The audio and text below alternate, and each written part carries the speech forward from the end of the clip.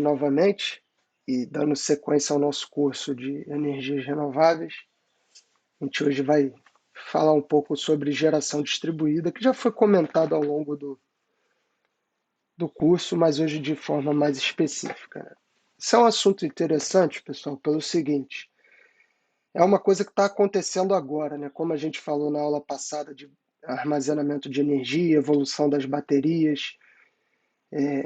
A bateria foi uma coisa que não mudou muito, não teve tanta mudança quanto as outras tecnologias, e por isso que hoje é um gargalo, né? Então, a gente está falando disso de carro elétrico. Isso aqui também é uma coisa que está acontecendo nesse momento, é uma transição, né? Nós estamos, principalmente os países mais desenvolvidos, que têm recursos e organização para fazer isso, mas eu acredito que no futuro a maioria dos países vão estar transitando, migrando para esse tipo de organização, que é exatamente o fator de geração distribuída e redes inteligentes que andam juntos, né? Então, vocês vão encontrar muito também até em livros e referências em português, mas esse termo aqui em inglês, smart grid, que é como é chamado. Isso quer dizer o seguinte: tudo agora, o conceito de que as coisas vão estar interligadas, né? Você vai ter uma diversificação dos recursos. Então agora você tem energia sendo obtida do vento, do sol, né, de energia potencial nas hidrelétricas. E além de você estar mandando energia, não agora só de uma forma centralizada, como você tem assim uma central de energia, uma planta energética, né, muitos painéis solares, uma hidrelétrica imensa, você agora vai integrar o usuário como também produtor, né, da energia. De que maneira? Que você agora não precisa. A vantagem disso é o investimento, que é bem menor.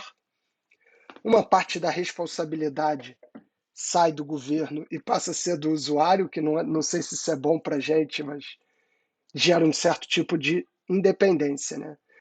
Porque se você tem uma central de energia, ou seja, um sistema centralizado, se por acaso acontecer algum problema ou você tiver uma variação do, do meio ambiente muito grande, ou numa situação de guerra, o inimigo acertar a sua central energética, você fica sem energia. Enquanto que quando você diversifica isso e espalha, cada um agora gera a sua energia ali no seu ponto, isso daí pode se tornar um problema de início, mas se bem organizado e desenvolvido, fica bom, porque se por acaso alguma região fica sem energia, isso não interfere nas outras, né? E o fato de estar tudo interligado também faz com que você esteja monitorando e conhecendo o fluxo de energia. Então, o fluxo de energia ele não é mais de uma via. Você tinha lá a central, mandava energia para as casas e pronto. Agora não. Todas as casas estão produzindo, os centros urbanos, as praças, enfim, o que tiver assim de forma distribuída, que está mostrando a casa, escritórios, veículos e fábricas, né? Então, se você tem um problema em uma região, você consegue alterar o fluxo de energia conforme foi e equilibrar ali, levando energia de certo modo para aquela região, no tanto, né? Lembrando daquele conceito que a gente falou que a energia que a gente está consumindo, ela está sendo gerada praticamente nesse exato momento, né? A gente pode considerar isso. Então, como é que tem alguém aqui querendo entrar? Pode falar, Lu.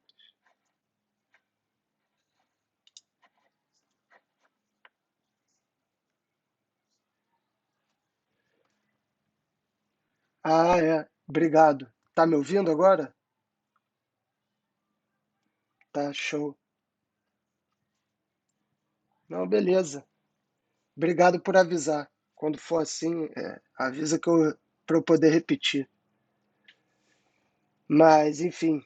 Então, era isso que eu estava falando, né? Que quando você tem aí a geração em cada em cada setor aqui, como está mostrando, se por acaso você tem uma falha ou um problema em uma região, você consegue remanejar o fluxo de energia, obviamente que sem deixar de suprir as outras regiões, mas para equilibrar o sistema. O que acontece é que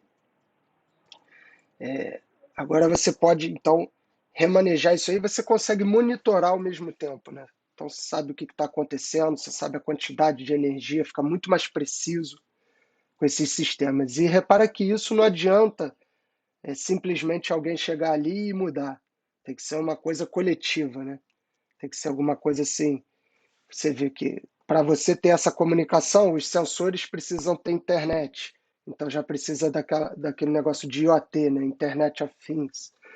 E depois você precisa que os aparelhos troquem, então as casas têm que ser inteligentes, os carros têm que ser elétricos e inteligentes. Você tem que diversificar aqui o, os recursos energéticos. Isso tudo vai deixando a rede mais inteligente e ela vai se comportando assim como se fosse um ser vivo mesmo, né? Cheio de canais e teias, tá? Então, entrando de fato, ó, que eu tinha falado aí, a transformação, o sistema atual é um sistema de larga geração baseado em sistemas síncronos. A gente comentou disso na aula passada, né? Então, o fluxo de energia de uma via, o controle é central. Então, você tem uma central que vai mandando, né, para os consumidores. Quando você está num sistema que para a gente ainda é futuro, para alguns países já é presente, você tem essa diversificação. Então, a energia circula num determinado lugar, né? E se você tem uma falha, você consegue remanejar, você consegue controlar e distribuir isso bem melhor, avaliar, né? Monitorar, isso tudo vai tornando o sistema muito mais inteligente. E como que isso é feito? Então, essa imagem aqui foi tirada desse canal no YouTube, muito bom também. Se alguém quiser assistir, eu vou deixar lá na nossa turma do Moodle o link depois. Então, ela mostra o que foi falado no slide anterior, né? Você tem aqui uma central que vai passando por uma camada menor, que vai passando por uma menor ainda, que vai passando por uma menor, que vai chegar na sua casa. Então, a usina lá de Itaipu está produzindo não sei quantos watts de potência, com um valor gigantesco, né? Numa tensão elevadíssima. E aqui na sua casa está chegando 127, 220. Então, ela vai para uma subestação, que também essa redução não é de uma vez, imagina, né?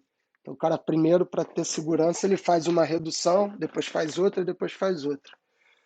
Já no sistema distribuído, com hierarquia de controle, você começa a ter regiões de operação gerando bem menos energia do que o total, mas o total agora espera-se que seja maior do que no passado, né?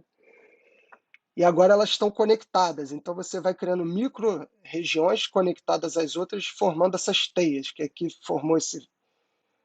tomou esse formato de colmeia aqui, de favo, mas não necessariamente é assim, né? Enfim, aqui você tem essa ligação entre todos os dispositivos, os consumidores e os usuários. Então, isso daí, como a gente falou aí ao longo do curso, muito da energia é consumida para transporte, né, para aclimatação aí dos prédios e fábricas, e, enfim. E isso tem problema, como, por exemplo, eventos não lineares, aquisição de dados, otimização, sistemas complexos, isso tudo que a gente está mudando requer, por exemplo, beleza, mas quem que vai controlar esse fluxo? A gente, né, falou aqui que tem um fluxo melhor e tal, mas se der um problema, quem que controla esse fluxo? Será que é um operador ali? A melhor opção seria um operador, né, apertando e desapertando um botão, uma válvula? Claro que não, né? Um algoritmo com certeza teria que ser desenvolvido, mas claro que já existem, mas estão sendo aplicados, mas é óbvio que precisam também de otimização. Então seria um algoritmo. Você precisa de sensores que vão medir cada vez de forma mais precisa os dados que estão ali e processar esses dados, isso daí é fundamental, né? Engraçado é que fugindo um pouco da disciplina, eu estava lendo outro dia que um dos trabalhos, principal trabalho do Charles Darwin na expedição que ele fez que deu os insights dele para fazer a teoria da evolução das espécies e tal.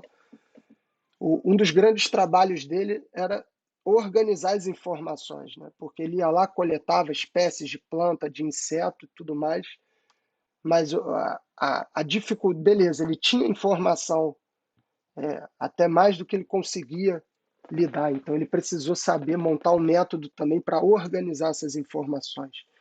E é claro que os algoritmos e os bancos de dados também precisam estar alinhados com isso. Então, se você tem um sensor que está medindo numa taxa muito maior, vamos supor, antigamente você media o tempo, você ia lá uma vez por dia, olhava e fazia uma previsão. Aí o modelo fica ruim, né? Você tem pouco dado entrando no modelo, sua previsão é falha. Você passa a monitorar com um sensor que vai pegar agora de 1 em 1 hora. Né? Daqui a pouco você quer um sensor que está pegando de 10 em 10 minutos. Só que você vê a quantidade de dados que está gerando é muito maior. Então isso precisa ser processado e organizado por algoritmos, por computadores que vêm evoluindo para isso. Então elas formam o quê? Né? Essa geração distribuída ou descentralizada tornam, então, cria espaço para surgimento de usinas de menor porte, geração próxima do local de consumo. Isso aqui é interessantíssimo porque diminui as perdas, né? Você não gasta dinheiro com transmissão, você não gasta dinheiro com, né, você vai gerar ali na sua casa, você não vai gerar um negócio absurdo. Então você não vai precisar reduzir, você não vai precisar distribuir, você não vai precisar transmitir. E você diversifica a geração.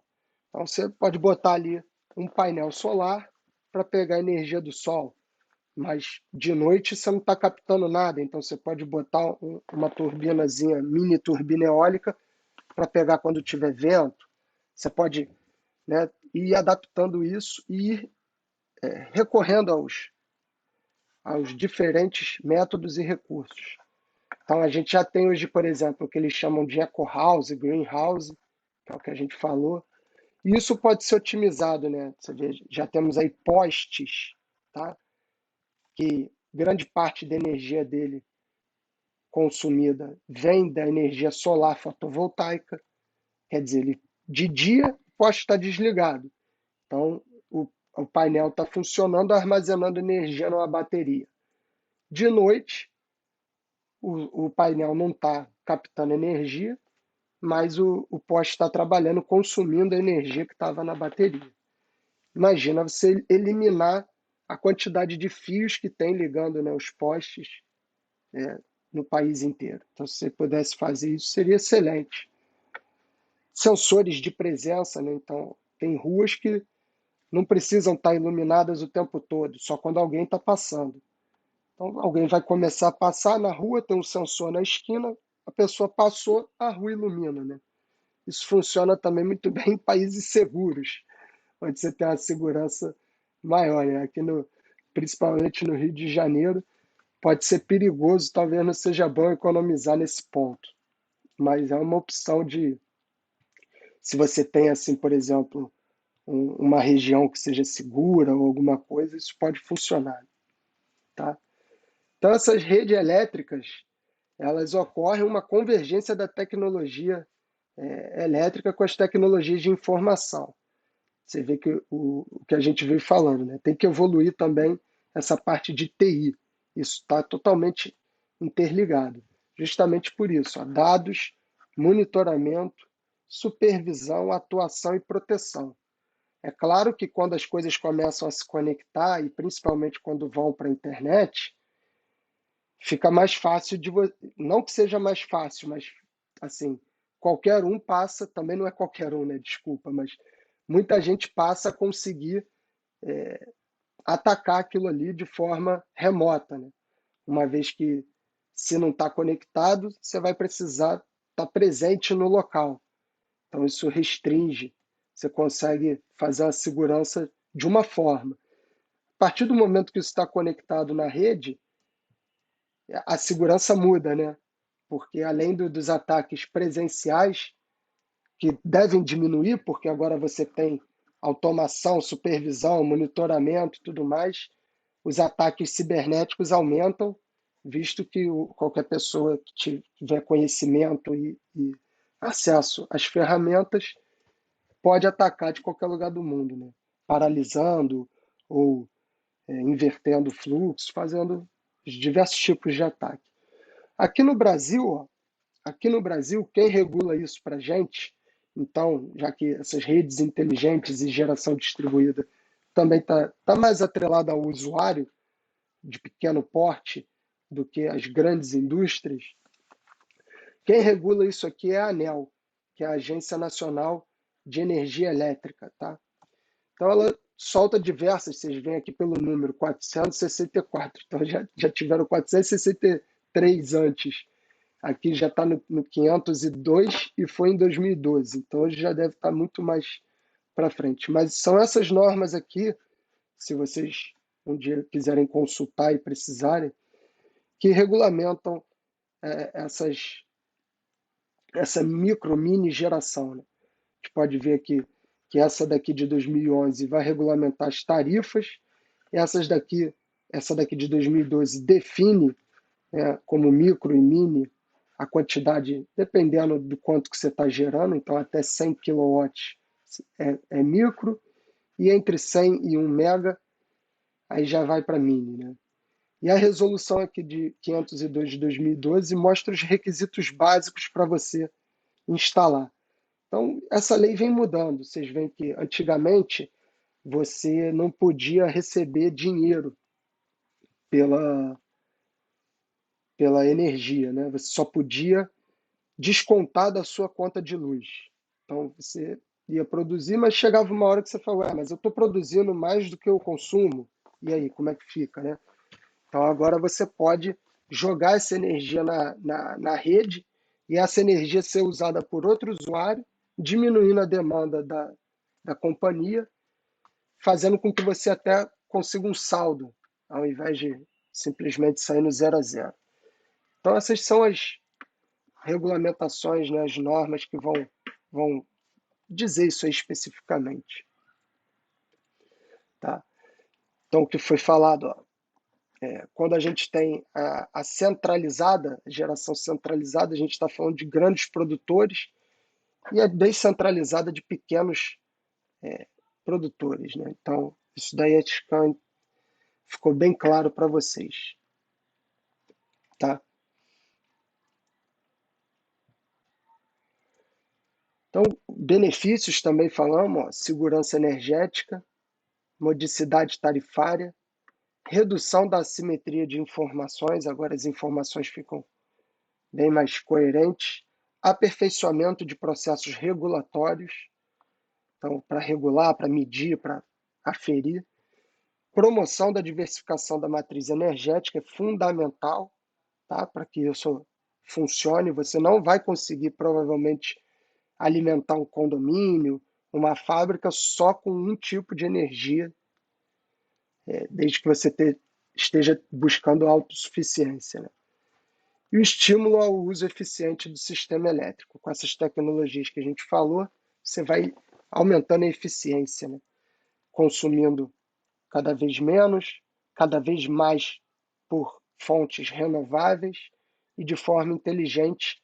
Não que você esteja, como é que eu posso dizer, motivado assim a contribuir, mas de forma inteligente, utilizando sensores inteligentes, usando algoritmos, usando tecnologias, né? Projetos pilotos no Brasil, onde que a gente pode destacar isso? Ó, Minas Gerais, Cidades do Futuro, em Sete Lagoas. Rio de Janeiro, para quem quiser conhecer, aí, ó, em Búzios, a Ampla, tá? No Rio de Janeiro. Amazonas, São Paulo, Ceará e Paraná, e Pernambuco, né? Que é a ilha de Fernando de Noronha, que não é Pernambuco, mas pertence ao, ao estado de Pernambuco. Mas se você olhar no mapa, ela está do lado do Rio Grande do Norte. Mas enfim, tá? Então, se alguém também quiser conhecer, depois olha lá. Esses são os pontos aí que a gente tem no Brasil. Hoje em dia, a gente já tem então também essa migração para o Powerline Communication, né? Ou seja, agora as linhas vão transmitir energia e informação também, né? No mesmo cabo, como se fosse isso. Porque se você vê, alguns computadores já estão mudando para esse tipo, né? Antigamente você tinha um, um cabo para fonte, para carregar e recarregar o computador, e outro cabo para, por exemplo, conectar no telefone, conectar num outro dispositivo. Hoje em dia você já tem alguns computadores que utilizam a mesma porta, a mesma entrada, o mesmo cabo para você fazer esse tipo de coisa. E, e isso tende a acontecer também com a rede elétrica, né? Então você vai ter a rede de transmissão e de energia e de comunicação. Então aqui mostra um gráfico, né? Se a gente comparasse aí a Ethernet, que é a internet ligada pelo cabo, o Wi-Fi, quando você está conectado sem fio, e o PLC, que é o Power Line Communication, né?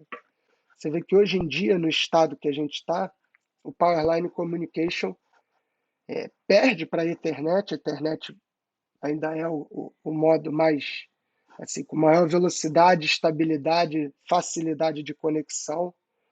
No entanto, você vê aí que perde no custo de instalação, né, e na mobilidade.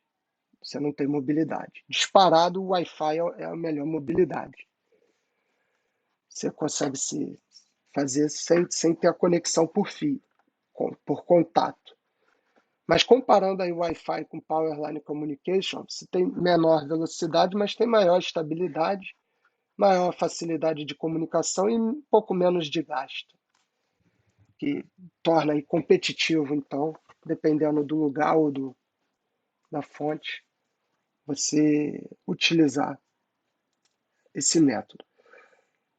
Então, falando de medições inteligentes, vamos comparar como é que era, né? Ou provavelmente como é que é.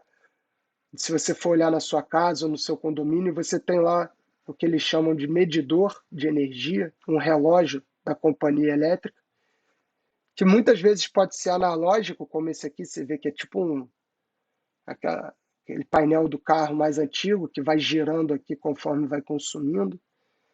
Tem uns que já são digitais, mas enfim, o que a grande transição é como é que a gente pode chamar, de não inteligente para o medidor inteligente, né? E a diferença é que agora o medidor inteligente ele vai estar conectado na internet. Essa informação vai ser muito mais fácil de ser acessada, então todo mundo que estiver conectado, que tiver a senha, vai poder verificar quanto que está entrando e está saindo, né, de dinheiro. E, e também você vai conseguir controlar o sinal, a qualidade, o que está acontecendo de forma muito mais precisa. Aqui você só vê um número. Muitas das vezes você não está nem vendo, então você não tem muito controle, você tem até boatos e teorias de que isso daí é tudo mudado, né, para a companhia estar ganhando sempre mais, mas eu acredito que não, eles não precisam fazer isso, eles já ganham bastante, mas também não duvido nada na má vontade aí de alguém, de pequenos indivíduos que fazem isso para se dar bem. Enquanto que esse aqui é muito mais seguro, né? Você consegue instalar softwares de monitoramento, antivírus e tudo mais que não vai permitir que isso aconteça. Então já é uma realidade aí na Argentina, no Chile, no Peru, na Itália, na Espanha. Repara que não precisa nem ir muito longe, né? Você fala, isso aí só vai ter na Escandinávia. Não, ó, já tem na Argentina, no Chile, no Peru. Não é nenhum bicho de sete cabeças, né? Essa transição está acontecendo. Esses países aqui só são mais organizados nesse ponto do que a gente. São Paulo já tem alguns bairros, tá? Pequenos bairros estão instalando isso para ter teste, né? Como forma de experimento, para ver se consegue instalar mesmo, se funciona. Então, essa transição está acontecendo. Como eu tinha falado, a detecção de fraude, corte e religamento remoto. Então, você pode interromper e voltar a fornecer energia de maneira remota. Você não precisa ir lá desligar ou ir lá e ligar. Comunicação bidirecional, né? Então, você se comunica e a companhia também. E medição à distância. Você não precisa estar lá para estar medindo.